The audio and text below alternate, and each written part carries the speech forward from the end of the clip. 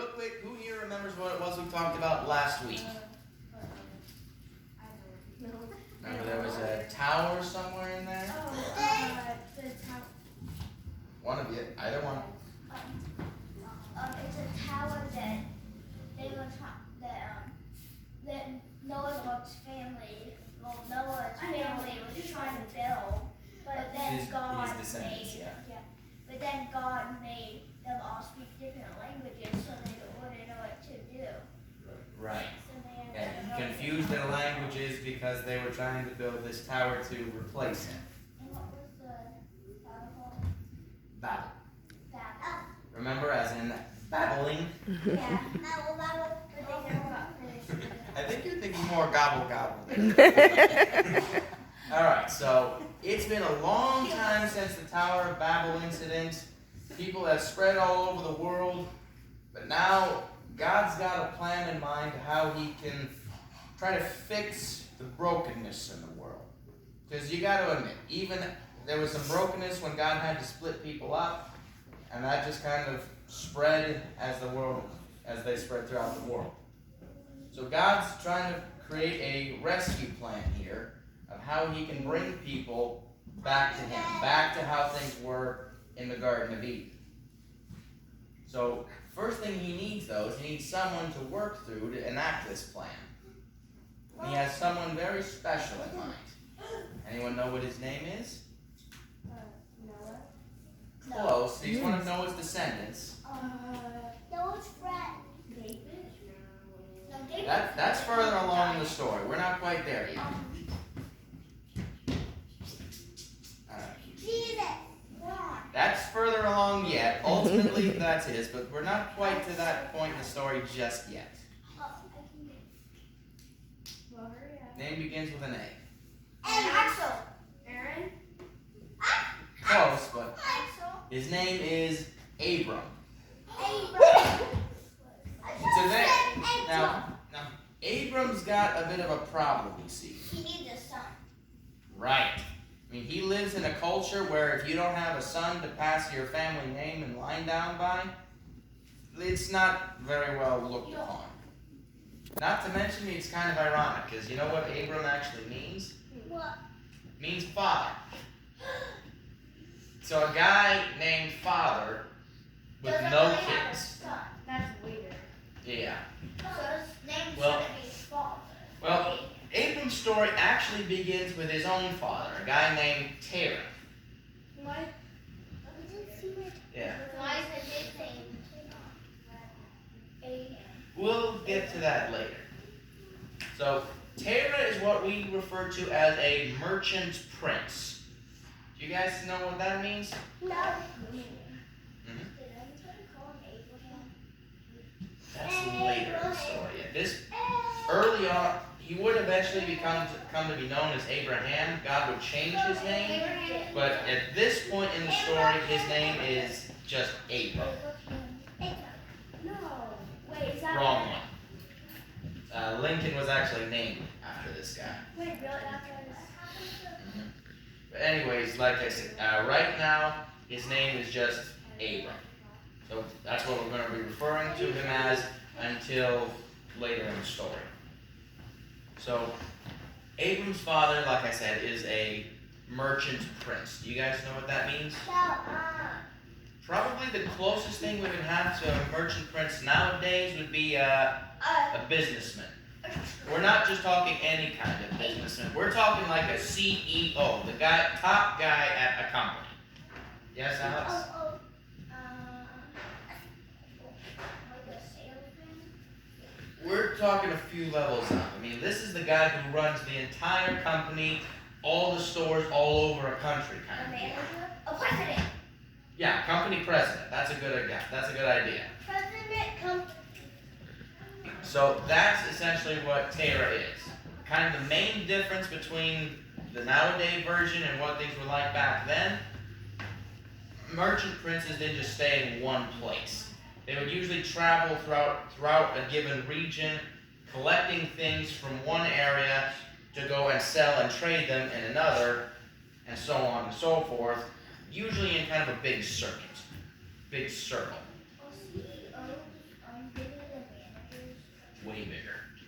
Chief Executive Officer is what it stands for.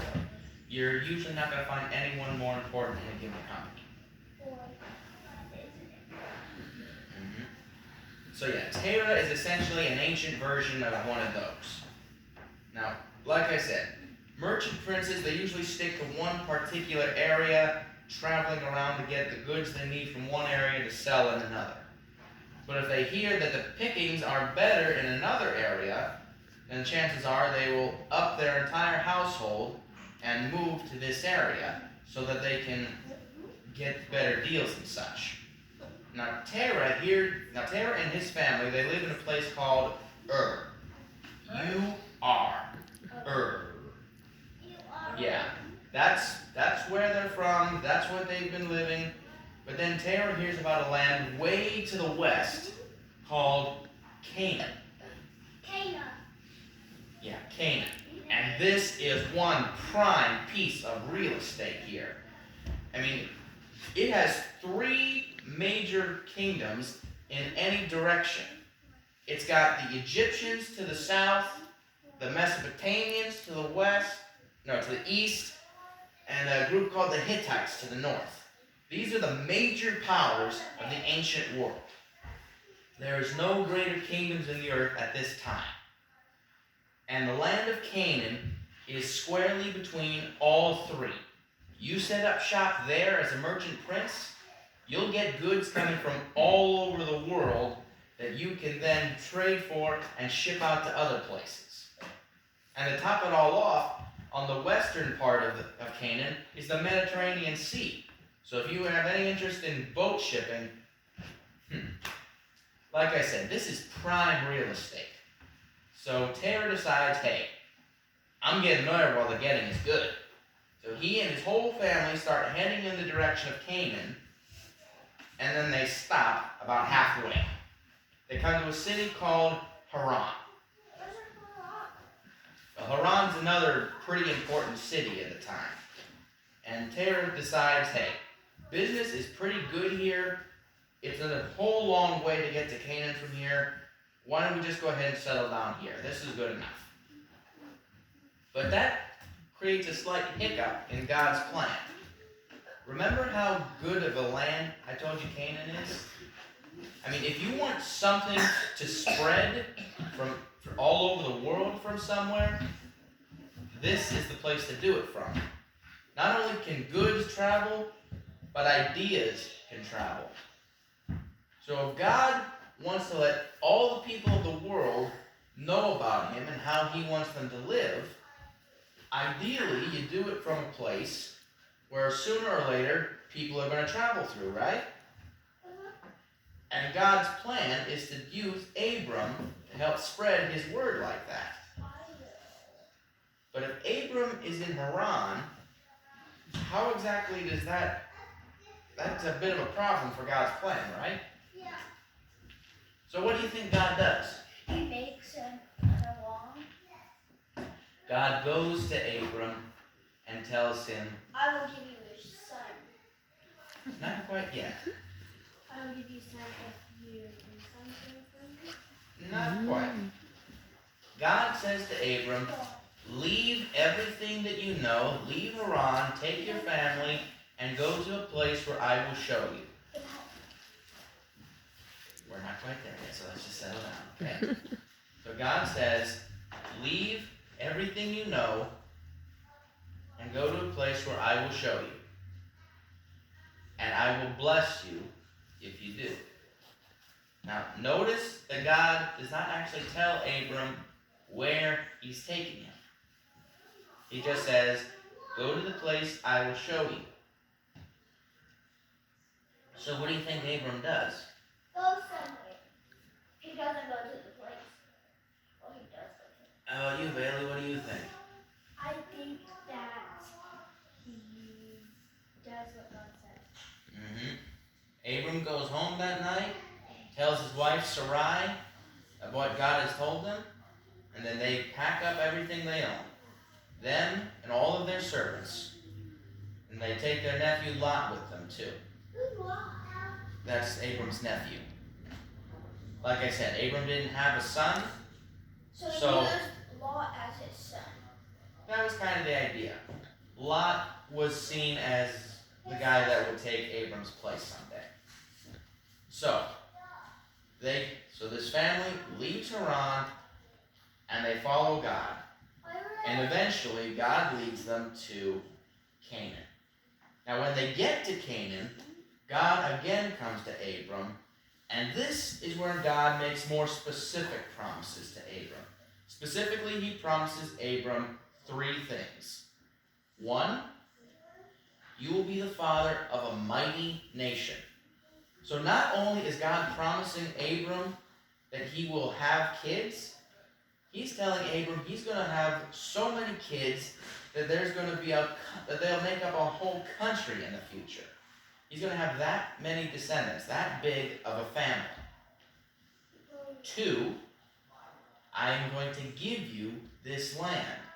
The whole land of Canaan will one day belong to Abram's family. Does he have to do something to get the kids? Nope. At this point, all that God's asking Abram to do is to follow him. Oh, I thought he had to sacrifice. That's a whole lot later in the story. And then third, and probably most importantly, God promises Abram, I will bless the whole world through your family. And then Abram, he builds an altar to God to thank him for leading them there and for his many promises. Now, that's where our story for this week ends. But Abram's story is only just beginning. But if you look at the results of what Abram did, it's pretty clear that following God was the best course of action for him. And he could have stayed in Haran, but then God's blessing wouldn't have gone with him. And when he actually made it to Canaan, God just said, I will bless you if you leave Haran. But when he got to Canaan, God made bigger promises. And boy, howdy, did he ever fulfill them. Not only would Abram eventually have a son of his own, He would have multiple. That son would go on to have more sons, and eventually a whole nation would come from their family line. The nation of Israel. I knew it. And one day, just as God promised, They made a country out of it. Israel would take over the land